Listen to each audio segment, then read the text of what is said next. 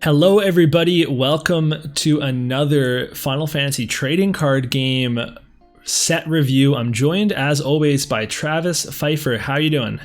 Hey Alex, great to be back. This is something I always look forward to, and I'm just always overjoyed to do these set reviews with you. So I'm glad we didn't have to wait nearly a year for this one like we did the last one.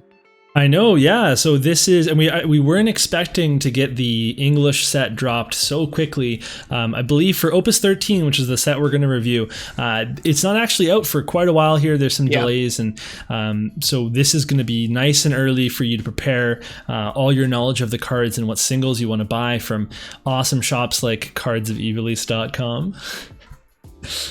Okay, so we're gonna get into the cards. I do want to mention, since we haven't done a video in a while together, you might notice that Travis Pfeifer here has a little logo at the top left of his camera, and that's because Travis has been dipping into the YouTube game for himself, and quite successfully, I might add, for such a new channel. Just pounding out videos, doing a lot of collaborations and interviews for the Final Fantasy trading card game, and then also doing some like really awesome Pixar reviews, some musical performances, a lot of great stuff. So congratulations to you, and everybody please go like, subscribe, check out his content on his channel. Oh, thank you so much for that plug, Alex. Yeah, that's Travis Rudros Pfeifer. I've got a lot of great deck techs on there. I'll have new ones coming up with Opus XIII. I've got interviews with professional players and all manner of topics. And as Alex said too, I've got a lot of other fun content if you like to see other enjoyable things like that. But thanks for that plug. And yeah, hopefully it'll just keep going and going. And it's nice to I have something to contribute now too, as normally I was always just piggybacking on your coattails. Well, it's so addicting to make content, as you probably know, and it's only going to get more addicting the more engagement you get. So look forward to that. But we are here to talk about cards, and Travis, you're going to lead off today. Sounds good. Let's get a little gunslinger action. So we're going to start with Irvine from Final Fantasy VIII. He is a 2-cost, 5,000 power forward, job sniper. He reads, put Irvine into the break zone, choose a forward, deal at 5,000 damage. Damage 5, put Irvine into the break zone, choose one forward, deal at 9,000 damage. So I have a question about this. Normally, the damage abilities stack on top of normal abilities, but in this case, does the damage ability, it replaces the original ability, right? Like it wouldn't stack to make 14. Okay. So yeah, they're two separate action abilities. Gotcha. Okay, perfect. So we have a card kind of similar to this. There is a VV card, and he did a similar thing where you could just put him into the break zone, deal something 5k. That makes cards like this, he's a very good blocker because you can block an attack and then on the stack, sack him to blast something for 5. The 9 is really good. Obviously, you got to wait till damage 5 for it. I will say it's a little disappointing that with Irvine, they I think this is the third Irvine card, and they just have him do the same thing over and over again. He nukes something, he nukes. So I would have liked to have seen something a little more unique to Irvine as opposed to what feels like the same thing again. That said, it's nice to see him on a forward finally. So if you don't want to use the backup, but I don't know how much play this is going to see since it's so similar to a card we already have. Yeah, and you know what, like at least it doesn't name clash. Like if you wanted to run the starter VV, you often felt like, well, there's I'm running too many VVs in my deck now, and now you can run Irvine. I do like that he's a forward too. I think that's really cool. I think it's important to note for new players that you can't block and do the 5k. Like once he blocks, he's going to take damage. There's no time to use his action ability, or if he uses a back action ability, he's gone before he's able to block. So he's going to be more of like adding on ping. If this was damage 4 or 3, this card would be so much more usable. It'd be a really cool aggro card where it's like, hey, I'm gonna stick down a cheap forward, maybe he gets some damage in, and then otherwise he's going to like combo with my ping and allow me to kind of progress the board state. But just the damage 5, I think that's too far along to have the payoff. Agreed. All right, we've got Akstar, yes. So these are there's actually some Season 1 characters too, but these are the Season 2 Final Fantasy Brave Exvius characters, and I'm so excited. I'm literally playing the Season 2 story right now, like halfway through, so I'm just getting so excited when I see these guys. So Akstar is a 4 CP fire forward, category FFBE, 8k power, job mercenary. When Akstar enters the field, choose one card with EX Burst in your damage zone. You may trigger its EX Burst effect This effect is put on the stack, and that's important to note because EX bursts do not use the stack. Damage 3, when Akstar enters the field, you may search a category FFBE character other than card name Akstar and add it to your hand. So there isn't really an FFBE deck yet, like there's not enough synergy and stuff going on, so we're not looking at that. We're just looking at like, okay, what are some good cards we can put in a deck together for that second effect. The first effect is something that people have been asking for in this game since Opus 1. It's just such a cool ability. You have to build around it. You have to have lots of EX bursts and ones that are, generally applicable so that, you're not holding on to Akstar forever waiting for the right thing to come up. And you also have to consider that he's a later game card, not just because of the damage 3 effect, but I mean, even without a damage 3 effect, you might have to go 3 damage to find an EX burst that you can actually use. So when you're playing him, he might as well not even have the damage 3 effect because you're always going to get that effect, I think. It had to be there so that he's not just a search card on a forward. Right. But I think this card's just like pretty fair. Like it's running an extra copy of, some sort of ETB, but if you get a really powerful EX burst on a 4 CP ETB, then that's kind of neat. But like 4 CP is not cheap, so I don't know. It seems pretty fair. I'm really curious to see how this one ends up at the end of the meta, because this is one of those cards that I could see it being really popular, but then I could also see it no one really ends up using it a whole lot. Like you said, I think you definitely want to build around it because even in a deck full of EX bursts, it's just too unreliable to always count on getting one. I've run decks 20 plus EX bursts, and all matches I don't hit a single one into damage. So it'll be interesting to see the way people choose to manipulate their damage zone. Is Fusoya going to come back and he's going to purposely take damage, or you have some card that stacks it on top? So I'm really curious to see that about this guy. I love the potential he has, and I'm excited to see where he can go. Yeah, and I do want to mention that with that search, some 2 really great targets, of course, and I'm a little dated here, would be Citra and Reagan. They're both FFBE cards, so you can search them with the second effect. They're both EX bursts that bring a lot of value. It can generally be used at any time of the game, so they're easy to target with Akstar as well. So those might be cards you would consider using. Awesome. So I have to ask from in the game perspective, is this guy like a pirate or a samurai, or what's his deal? Yeah, no, he's a samurai. He, in the second season, I don't want to say too much, in the second season, Laswell meets him and he becomes Laswell's master. He trains Laswell to become a stronger swordsman. He's very cool, very powerful, and he's constantly giving Laswell like terrible nicknames. So if you've ever heard somebody in a game call Laswell Last Worm, that was the first nickname that Akstar ever gave him. So nice. Yeah. All right, let's move on to the next card. You got it. So we are getting, is this Opus 2? Because we've got some mannequin support going on. This is the first of our mannequin support. This is Imaginary Soldier, aka Cloud the Mannequin. And he is a 2-cost, 3,000 power forward job mannequin from Dissidia Final Fantasy, multi-playable. And he reads, for each job mannequin you control, Imaginary Soldier gains 1,000 power. When Imaginary Soldier enters the field, choose one forward opponent controls, deal it 1,000 damage for each job mannequin you control. Now, I have almost no knowledge of mannequins, either the previous ones or like these new ones as far as how they're going to work. So a lot of this is just speculation. I'm putting that out there. However, you're obviously going to put this guy in a mannequin deck. I don't know what the most common amount of damage you're going to be able to get up to. Is it going to be 4 or 5? I mean, there's a lot of mannequin backups, so maybe it can be something as high as 9k. I'm not sure, but he's cheap. I imagine he's going to do well on a mannequin deck, and unfortunately that's all I can really say about it because I just don't know much about mannequins. Yeah, it's good that he's cheap. The power seems low, but I don't know what a board state will look like for a mannequin deck anymore. It's been so long. Yeah. If you have any other power-ups for him, which there are in mannequins, that's great. I just don't know, do like mannequins have way to combo like ping damage if his ping damage isn't that much? Or is it like an aggro thing where you threaten main phase 2, you play this guy? This is a TBD. Mannequin support is just good. We haven't had it since Opus 2, so glad to see it. Absolutely. Okay, so next we have Clavat. Which is the race, not a character's name, from Final Fantasy Crystal Chronicles. This is a standard unit. It's a forward, 7k power. When he enters the field, you can choose up to 2 forwards if the cost was paid with ice included, you can freeze those 2 forwards. And then if you pay with lightning, you can dull 2 forwards. If you pay with all the above, you can dull and freeze 2 forwards, which is way too much work when you can do that with a bunch of other cards that don't need any color fixing. So I don't know.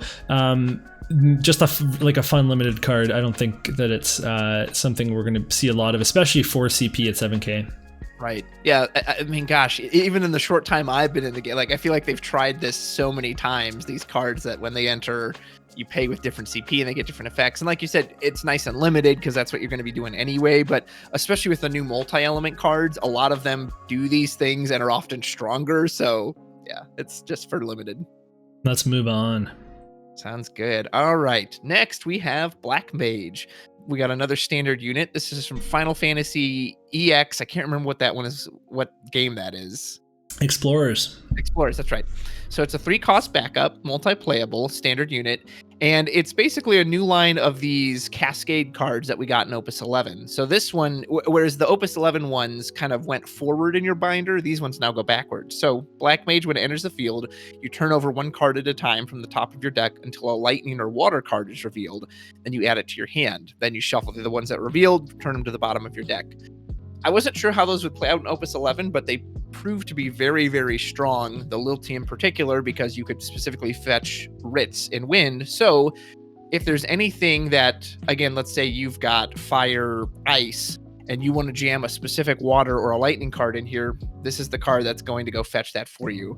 So I was proven wrong that those were very strong in Opus 11, so I'm going to guess these will be equally as strong in Opus 13. Yeah, and we don't need to, I think they're just good tools to have in your deck. So this is a fine card. We're going to see these in every color, just like we're going to see some version of that Clavat in every color in these reviews. So we'll probably talk about them less as the reviews go on. But it's just good. The more options you have for searching, the better it is. If you have literally 1 water card in your deck, this card guarantees that you get it. So you can be creative that way and find your favorite card at will.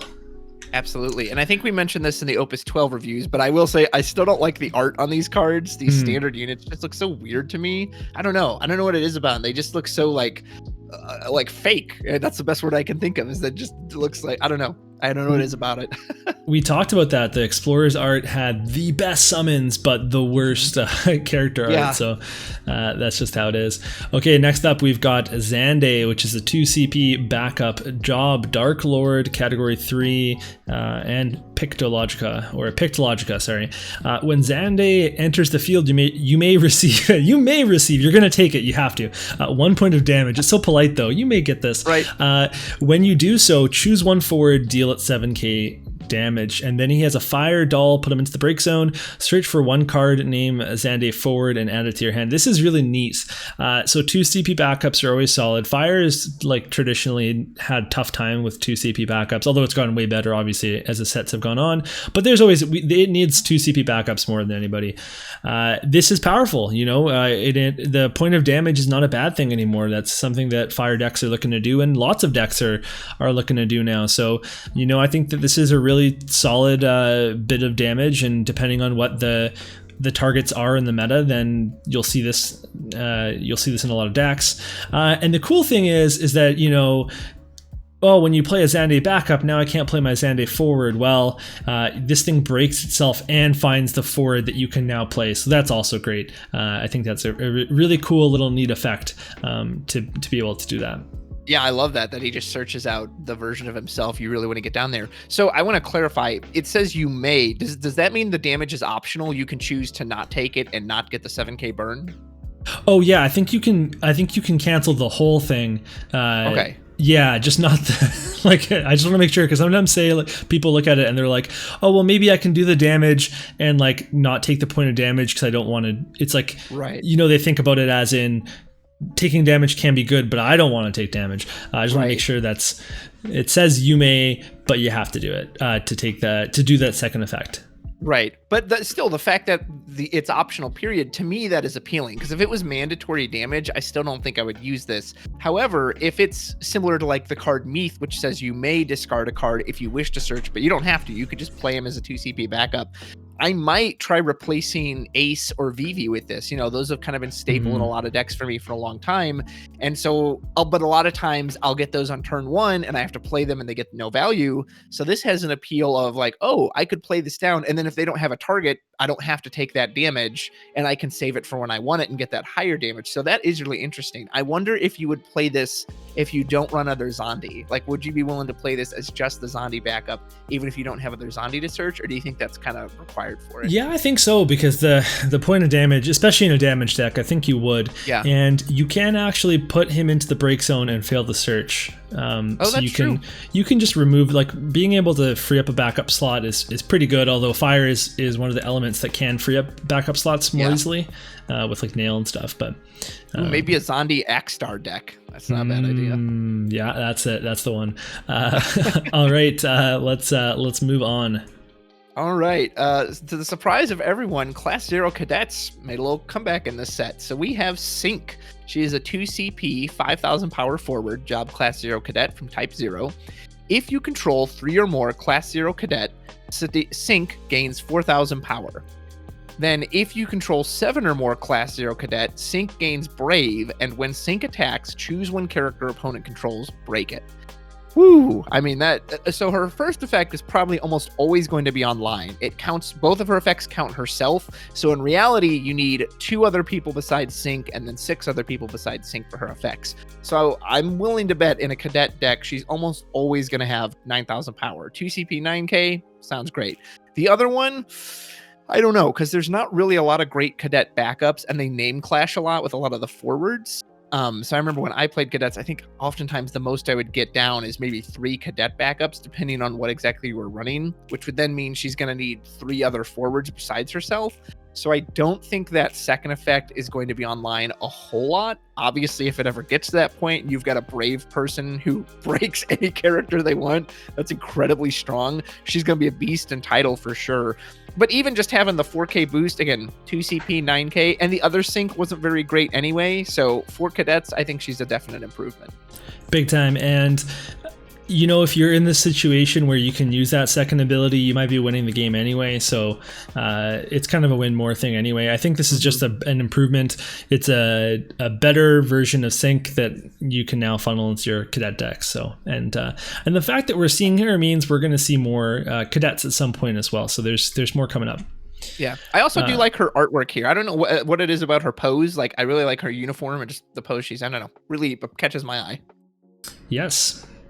Okay. All right. Moving on, we have another Vermilion Bird Lassie, Caetuna. So it's the bird or the tuna.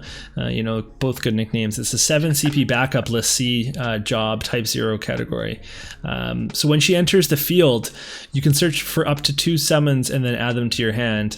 And then you can dull and remove all the summons in your break zone from the game. Choose one forward, deal it 2,000 damage for each summon removed by this ability's cost. So you're obviously going to want to run a lot of summons and you're going to want to get them into the break zone. The cool thing is that this ability doesn't actually break her, so you can repeat this as long as you can keep putting the summons into your break zone, which is a lot, right? So like if you want to do 8k damage, that's 4 summons, and you have to get another 4 into your break zone. But summoner decks are a thing, and this could be a cool addition to it. Although, summoner decks too have multicolors. They have earth. They can get whatever they need. But this is a really high investment. Like, you're probably pitching 2 cards to play this, and then you're searching up 2 summons, and then that's. Like, you probably can't play those 2 summons because of the amount of CP you're spending to get all this set up. And I think it's a big investment, but I think it's kind of a cool, alternate way for like summoner decks to run. The other thing though is that like the timing on this, if you just like blank all your summons and you do a bunch of damage, but then you're like, no, I needed to do it earlier so that now I have another, like, I want to have 4, use it, and then save up another 4 and then use it. But if you didn't do it the first time, you just blank all 8, and that's like 16k damage, but then you have no more summons to use. So like, it's going to require thought to use this card. Beautiful artwork. I love her pose. It's a neat idea. For me, really the biggest thing that holds me back is that the other bird Caetuna, the 6 cost, is very good already as far as like a summon burner. Now, yes, that one has to be used exclusively with fire summons, but still, you bring it in, it casts one for free, and then it bumps all their damage by 1. So while that one exists, that one just seems like a much simpler and more straightforward version of this card. This seems like it would want to go in with earth or water, or like you said, something that's really focused on summons. I don't really see the potential. To me, it's too many moving parts to be worth it, but I would love to be proved wrong on that. Yes, please prove us wrong. Okay, let's take a look at the next one. Oh, now this was a surprise. So we got a little category 8 love. Along with Irvine, we now have Selphie. She is a 2 CP, 5,000 power forward, job seed candidate, category 8. Some beautiful mono art. This is one of those rare mono arts that I've never actually seen before, so this was a treat for me. For each forward other than fire you control, Selphie gains 2,000 power. When a multi-element forward enters your field, you may pay 1 fire. When you do so, until the end of the turn, it gains 2,000 power and haste. Then she has a special called The End, which is based off of her most powerful limit break in the game, which could kill any boss, including the final boss and the Omega weapon, when you cast it. And it requires another version of Selphie, 4 fire CP, and then you have to dull her. You choose 2 forwards and break them. The special is very strong, obviously expensive, and specials are specials. They're one of the hardest abilities to use in the game just because you have such limited ammo for them. As far as her other effects, she's interesting because she's not tied to 8 in any way. Yeah. And on one hand, I kind of like that, but on the other hand, that's very strange. She clearly wants to go in a multi-element deck because that's what not only gives her power, it allows her to boost them. Again, I can see the potential there. 1 fire and then any multi-element. Imagine Locke coming in or Ferris coming in. Boom, it now has 2,000 power and can attack immediately. That is very strong. Are you going to be able to get that in there with fire? I don't know. I think there's some really neat things about this card. I'm not 100% sure what to think about it. Yeah, no, I'm pretty disappointed that it's not an 8 based around an 8 synergy, which 8 needs. The seed candidate, that is something we can work with. I believe we've got Searcher for that, so that's good. But otherwise, having these multi-element, like if you can have a 2 multi-element cards that are different elements than fire, then she can gain a lot of power from just having a couple of forwards out, which is pretty neat. But again, like that kind of thing is not forever. And also these payment things where you pay 1 fire, that can be kind of tricky to do with your CP if you're using it, economically. So I don't know. I don't really see a lot for this card in its future, but it's exciting. A lot of cards are now getting, when this card enters the field and attacks, it does the effect. So if we have more multi-element ones of those, then being able to haste it means you can get some sweet double effect turns, and that could be kind of cool. But yeah. Okay. Next up, we've got Onion Knight. Yeah, Onion Knight, FFT. Look at this art from War of the Lions. It's a 2 CP standard unit, 5k at damage 5. It gains 4k power and haste, so it's a 9k haste. This card is insane, but it's not really because it's damage 5. Could you imagine if this was any lower damage? This could be so cool. It might actually be useful, but damage 5, I'm gonna wait till damage 5 to jam this thing out there. I don't know. Again, they always seem to release this wave of cards. All right, well, we'll give them all these Onion Knights, and they're not good at all until the last minute. So yeah. All right. Next, we have one of my favorite Final Fantasy creatures, and that is the Iron Giant. I think this is the first time he's gotten a card. I don't think there's an Iron Giant card before this, so exciting to see him in here. Or at least maybe not I don't know, maybe there was a pictological version or a theater rhythm version. Either way, so this is Iron Giant. He is the first set we have of this Opus's version of monsters. So he's a 1 CP monster. He has potential 7,000 power. Job is also Iron Giant, multi-playable, Final Fantasy VIII category. When Iron Giant enters the field, choose a forward, deal it 3,000 damage. At damage 3, Iron Giant also becomes a forward with 7,000 power. Last time I waited till the end to kind of talk about these monsters. I'll just go ahead and say it now because they all have the same theme of they're all 1k cost and they all become a forward at 7,000 power and damage 3. I'm trying to think of it in the best case scenario, in that it's kind of neat that that card will always become a forward, because there's no way for anyone to take you from 2 to 7 damage and you to like not be able to have. So in a way, it's kind of neat that you have a card that will always be a blocker for you. Granted, now the problem is it's just going to be a vanilla blocker. It doesn't have any of their effects, and most of their entry effects are just kind of weak. Like 3k isn't much. And it really, this is something I've learned more as I've played the game, is that to me, it comes down to deck space. Is that, are you going to take up your precious 50 slots with one of these guys? I don't think so. Yeah, fully agree. I love that, like, if you're on damage 2, your opponent has to think, oh, if I swing in one more time, that Iron Giant becomes a forward. But no, it's not good enough to warrant a deck slot. Yeah, agreed. Okay, so we've got more tactics. This is Bahamut, which is a 5 CP summon. If you've received 5 points of damage or more, there's a theme. The cost to cast Bahamut is reduced by 3, so it's a 2 CP summon if you're at 5 damage. And then it's EX Burst, choose one forward, deal it 8k. If it's put into the field with the break zone, remove it from the game instead. Those are all always nice little Bahamut effects. But we have better ones that we can use for cheaper. And you don't want to rely on this being a cost reduction, because otherwise you're just overpaying for something that we already have. If you're going for an EX Burst deck, then that's another story. Then this could maybe be a good inclusion for that EX Burst. But if you just want to play this over another copy of Bahamut in a regular deck, then I don't think you do that. Bahamut's my favorite Final Fantasy summon, so I always have to temper my bias because I want it to succeed because it's Bahamut, but it's only valuable if it has the reduced cost by 3, because otherwise we already have a Bahamut that's 4 cost, that deals 8k, that removes something from the game. Yes, this one has a burst, but you don't ever want to have to pay 5 for this. And, you know, again, like you said, there's this theme of summons. I guess we're in Opus 10 again, because like damage 5, you know, that was like the super relevant thing in Opus 10, and they're really bringing that back. So he's, yeah, I mean, I want to like him, but it's just, again, outside of damage 5, you don't ever want to cast this. Now, that being said, if you are on damage 5, casting this for 2 does feel pretty good, but, you know, are you going to rely on that? No. No chance. Good answer. Okay, so now we're going to go to Alex's favorite, Final Fantasy IV, and we have Palom, a 2 CP backup, job Black Mage, Pictologica, Final Fantasy IV. When Palom enters the field, choose one forward, deal it 4,000 damage. If you control a card named Porum, forward, deal it 8,000 damage instead.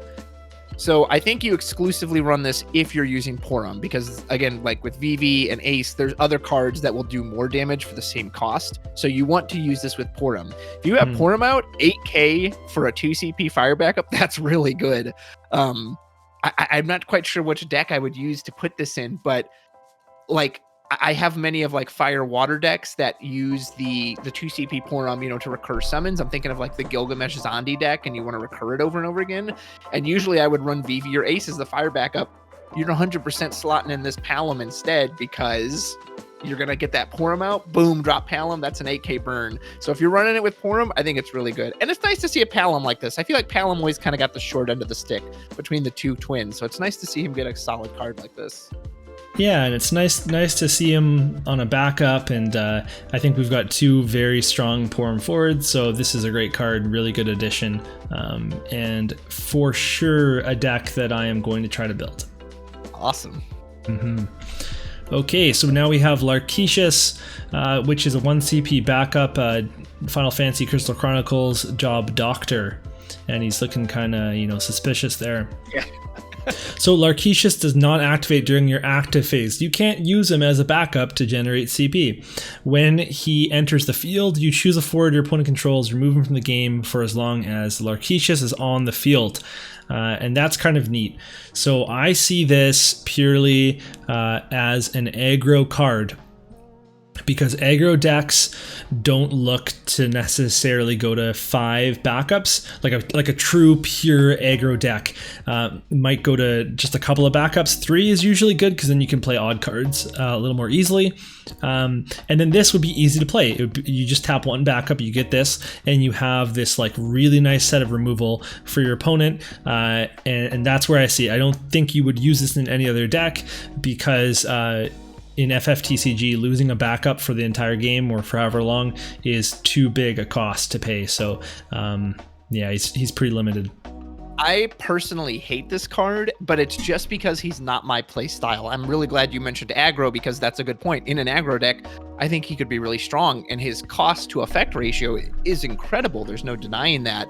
But again, I'm just not the type of player, like you said, I don't play that fast normally, and there's no way in hell I'm going to use a backup that never activates. That being said, I have heard some people say, hey, use this in like a March Ritz deck, because that way Ritz is going to reactivate it when attacked. So in that sense, I can absolutely see his place. So I do think he is like an interesting and well-designed card. He's just not for me. Yeah, and that's a really good point to mention that, yeah, if you can activate him reliably, then you can mitigate some of that cost to having played him. So, yeah. All right. Excellent. Next we have, oh boy, this card. So it's Luneth from Final Fantasy III. He's a Job Warrior of Light. He's a 2-cost backup.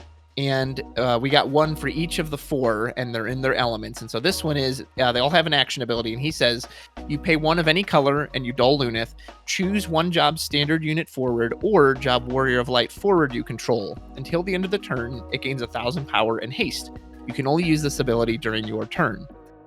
As far as the effect goes, I really like it. And if it wasn't named Luneth, I would 100% try this in my Warrior of Light deck. The idea that I could give, it makes me think of like Interceptor from Opus XI with the Final Fantasy VI characters, that I could get any of my Warriors of Light haste. However, he's job named Luneth, and I already used the forward Luneth. Like, man, I just wish he didn't name clash with Luneth. Now, as some people have pointed out, you can use the Light Refia to bring this guy into play, which is really neat. But I don't know, like as someone who's played a lot of Warriors of Light, by the time you get Refia out, either your backup line is full or it's nearly full. And I just, man, like I said, if it was named anything other than, Luneth, Arc, Ingus, Refia, I would love to try this out, but I just don't think I want to give up the forward Luneth for this card. That being said, it's clearly good standard unit support, so maybe there's a deck this is really good in that I'm not really thinking about. Or if you're not using Luneth, he probably is a really nice, cheap way to kind of boost your stuff forward. But for me, the name clash hurts. I think this card's really good for a lot of the reasons that you said. I think that whenever this card is on the field, your opponent knows that you could haste an extra attacker. You're always capable of, at least 1 more damage than what's on board, plus, you play hasted cards or whatever. So it puts some pressure onto your opponent. I gotta feel like there must be a way you can cut Luneth in a Warrior Light deck, like because there's so many Warrior Lights. Like you gotta try it out, and then get back to us on that one. Okay. Awesome. Yeah, and obviously we're gonna get more of these backups in other elements for the different Warriors of Light from 3. Okay, next is we got another 4 cards. So this is Rubicante, 2 CP forward, 5k power. He's a hero, which is nice. And so he has this ability when he's put from the field to the break zone, choose 1 forward your opponent controls, deal it damage to Rubicante's power, and he gets 3k power at damage 3, and damage 3 is pretty reasonable. So if you're playing him in some sort of fire deck that has any sort of power up, you're looking at this guy dying and then doing 8 to 9k damage on his death, as long as he's not removed from the game. And that's pretty neat. I really love sticky forwards, or not. In this case, he's not sticky, but he takes value with him. In that, your opponent spends removal on him. They're probably overpaying because he's 2 CP, and then he might take, swing back and get somebody on his way out. I think that's quite good. So I'm definitely a fan of this card, and just a fan of more Archfiend cards to use as well. Yeah, I like this art a lot, which will not be true for all the Archfiends, but I do like this one. He's the best Rubicante by far, which isn't saying anything because the other 2 are absolutely terrible. But this one, in spite of that, is actually really good. And what's interesting about him, Alex, is that he is a great blocker, because if you block, he'll deal him 5,000 damage in combat. Even if you're not on damage 3, when he dies, you can now target him again for another 5,000. So he can trade up to a 10k before you're on damage 3. Damage 3, he's going to be 8 plus 8. You could deal up to a 16k. Like, that's pretty crazy. Yeah, he's a great card. It was, when I saw this, I got to breathe a sigh of relief of like, oh, finally a good Rubicante, one that's not total garbage.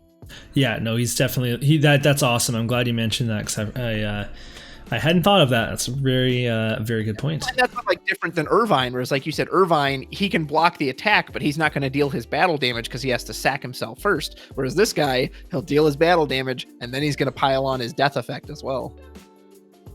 All right, so before we move on to the next one, I just want to mention, you'll see this later, Travis, that I'm just now noticing that our overlay is, really focusing on a certain part of lightning, and if you notice that, please comment about it, because we're just like, we're definitely, this was not on purpose.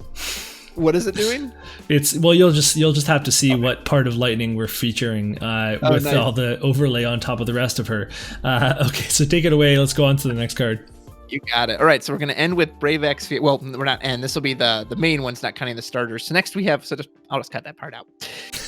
Here we have Rain. Rain is a 6-cost, 7,000 power forward, job king this time. He's no longer a knight. He is a king. He is from Final Fantasy Brave Exvius. The cost required to cast Rain is reduced by 1 for each fire backup you control. When Rain enters the field or attacks, choose one forward opponent controls. Deal it 1,000 damage for each backup you control. At damage 3, Rain gains haste. Sounds like he really wants to be in mono fire. Haste makes him very strong because let's say you've got 5 fire backups. He comes in, boom, there's 5k. He attacks, there's another 5k. Now, that being said, even though it's cool that he can become so cheap, I mean, he can become only 1 if you've got 5 fire backups. That's great. A 1-cost 7k that has haste and does all these pings. Fantastic. That being said, because he's a 6-cost, in a way, I actually think that hurts him because now he's in Diabolos range. So anything that does that, or like Lock, can kill him because he's technically a 6-cost. So I almost kind of wish he was just naturally cheaper. That does kind of hurt him. At the same time, he's a cool card. And if you are playing the Light Rain, and oftentimes people would jam in other rains to support the Light Rain special. Well, the other Fire Rain wasn't good at all. I think this is a much better version of him to support that Light Rain. Yeah, but you might not be able to like I think you can play the other fire. Well, I guess if it's just for special support, that's, you know what, you're right. Yeah, you're right. I agree. I was trying to figure out why this guy was any good until I then saw that it says enters the field or attacks, and that's really cool. I think that this kind of like value card, I mean, that it had to be cost 6 so that it could be affected by those things that you're talking about. Like otherwise, it's got way too much going on. So I think this is a really cool card for Fire to be able to combo more ping in future turns, or maybe act as removal on the turn, because if they don't have the answer for it there, and even if they do, you're baiting out things like a Diabolos, and maybe you only spent 1 CP, then that's way better than the olden days where, like, you paid full cost for your forwards and then they just got a free kill. So this is a little more threatening than some older cards, and I like that a lot. So absolutely. And I also want to mention they could have done some BS job naming stuff here with what type of king he is, and they chose not to do that. They chose just to leave it as king. I believe there's some king synergy in the game right now, right? Mm-hmm. Yes, there is. Yeah, he can be searched out by Claris and a few other things. Exactly. So that's fantastic, because they really, like, there is a specific title they could have gone with and they didn't. So good for them. Awesome. Okay, awesome. So starter cards are next, and the first one is Philia. What a memorable boss. This is an 8 CP forward Light Warden from Final Fantasy XIV. Philia's dealt damage by an ability, the damage becomes 0. Instead, that's very important because when Philia enters the field, it deals 10,000 damage to all the forwards. That's your forwards, that's their forwards, and you take a point of damage. So this obviously won't deal 10k to itself because it doesn't take damage from abilities, and this is a really cool board wipe that Fire now has access to, and it also puts you on track to take more damage, to use all of your damage like 3 and 4 and 5 skills. So I'm pretty stoked. I think this is a really cool card. I've gotten to play against this card quite a few times because, it's been out for a while with the starter set. And I'll admit I was a little worried about it at first because I was like, oh man, a board wipe, but then it does leave you with a forward. Like, oh, that's really strong. But seeing it in action, either I've just been lucky or just I've still been able to deal with it afterwards. And it's very expensive. So your opponent does not want to shoot, put this out unless they really have to. You know, this isn't something they're just going to be slamming out for fun. So I actually think it was pretty well designed the more I see it. Yeah, it's a good, strong card. And they're, you know what, they're pushing it too. They gave it the 10k power, where in previous opuses this thing is a 7k forward for sure. So good for them for making it a 10k. That's not a problem. Absolutely. All right. So finally, also from Shadowbringers, we've got Final Fantasy XIV's Ranjit. He has also 8 CP and an 8,000 power forward, job captain. The cost required to cast Ranjit is reduced by 1 for each backup you control. When Ranjit enters the field, choose a forward opponent controls, deal it 8,000 damage. There doesn't seem to be a lot of excitement about this card, but he's totally usable, and he's like, he does what he does. You know, if you got 5 backups, he's 3 CP, he's slightly above curve, and he's going to blast something for 8. It's very reliable. Obviously, you probably aren't going to use this if, like you mentioned earlier, if you're an aggro player and you don't plan to get down many backups. But if you're playing fire control, you're planning to take your time, I think he's a really solid card. Yeah, I think he has his uses. I don't think that I would play him in a lot of decks. I do like that it doesn't specify fire backup. That's very important. And I also like that, you know, because he's 8 CP, that kind of plays into any sort of, we have cards that, you know, their auto ability depends on revealing cards of certain costs or deal damage based on a card's cost or things like that. So this gives you more tools to use in that regard. It's not a bad card. It doesn't really, I think that there's, yeah, it's hard to say, but I just feel like there's other cards like 3 CP 8k4 that deals 8k. That's not bad. It's not bad. It ain't bad. That's the reaction I've heard a lot. Yeah, he's got his uses, but I get what you mean. Like, I'm not saying you jam it into everything, but like in a Verstale deck, he's nice. He's gonna get revealed off Verstale, etc. Yeah, totally. All right, so that is all of the cards that we are going to talk about today. And what do you think overall for Fire? How'd they work out this set? It's hard to say. I won't lie. Part of me is disappointed, and that's mainly because, and we're going to see this with all the elements, there are several cards like the standard units, the cascade cards that are the backups, the onion knights, the summons, where they all have a similar theme. You know, they all have a same value that they do for their element.